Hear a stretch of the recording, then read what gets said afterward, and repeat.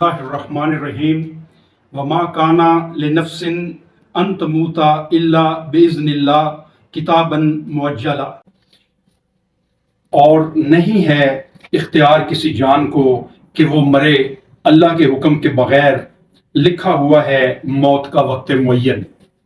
یہ سورہ العمران کی آیت نمبر 145 ہے جو میں نے آپ کے سامنے تلاوت کی ہے۔ اس میں اللہ پاک فرماتا ہے کہ موت کا وقت مقرر ہے اور وہ اللہ کے علم میں ہے۔ ہر بندے کی موت کس وقت آنی ہے اور اس کی زندگی کتنی ہے، یہ اس کے علم میں ہے۔ بھائی اور دوستو، اللہ کے سوا نہ کوئی زندگی دے سکتا ہے اور نہ موت۔